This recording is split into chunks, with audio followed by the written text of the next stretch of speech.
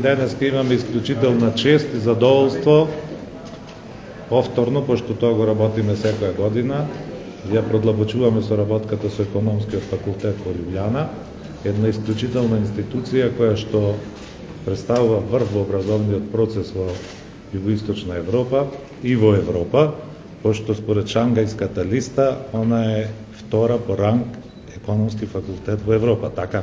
Во Источна Европа. Во Источна Европа, да. Таа соработка меѓу Стопанската комора на Македонија и Економскиот факултет во Лјубљана е долгорочна, наназад поставена и во наредниот период ние користиме нивни истражувања и користиме нивните кадрови, нивните искуства и се работи, морам да ви кажам, за една исклучителна институција која што е ставена во функција на бизнисот и представува редов пример на овие простори како треба образованието и бизнисот да бидат во корелација поставени и да работат. Исклучително е значајно да секој ден добива нови признанија, така да и денес ќе представиме некои новини и признанија кои што се по рангирањето на научните институции во Европа и во светот поставени со највисоки критериуми, така да тие се присутни на нашиот простор во Македонија низ години назад, како исторено оделение на Економскиот факултет во Лјубљана и во делот на магистерските студии и во делот на истражувањата, така да денеска ќе поразговараме по тие работи, а во најголем дел ќе се осврнеме на прашањата на Европската унија, тама каде што ние одиме и се стремиме.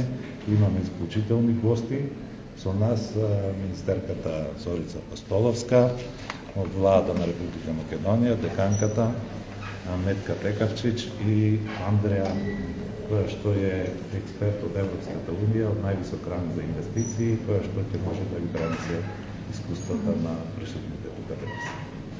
Добар ден, ми представува чест и задоволство што сум тука и би сакала да се заблагодарам од името на Економскиот факултет во Лјубљана за поканата тука. Тука сме да ги презентираме нашите способности и нашите образовни програми. Би сакала да се заблагодарам на министерката што е тука, исто така и на претседателот на Стопанската комора, кој што исто така член на нашиот советодавен совет. И исто така ќе зборуваме за соработката со бизнис заедницата општо, како и за соработката поврзана со образованието. Ви благодарам.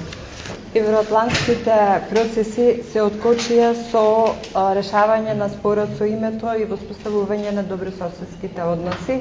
И во тој контекст можам да кажам дека веќе се чувствува влијание врз заинтересираноста поинтензивна на странските инвеститори. Сето тоа ја подобрува политичката и економската стабилност и од тие причини веќе можам да потврдам дека од ден на ден се повеќе се појавуваат заинтересирани инвеститори и во таа насока можам да го потврдам ова што го зборувам, дека и реномираната кредитна рейтинг агенција Македонија во своите анализи ја оцени како една од најатрактивните дестинации во Централна и Југоисточна Европа. Европската унија треба да знаеме дека има три многу важни области кои што исто така се однесуваат на земји како Македонија. Прво тоа е мирот, што значи стабилност и безбедност. Второ тоа е единствениот пазар кој што има Европската унија и трето се фондовите и инвестициите. Сите овие три области се поврзани преку образованието, односно образованието е она кое што ги поврзува сите овие области.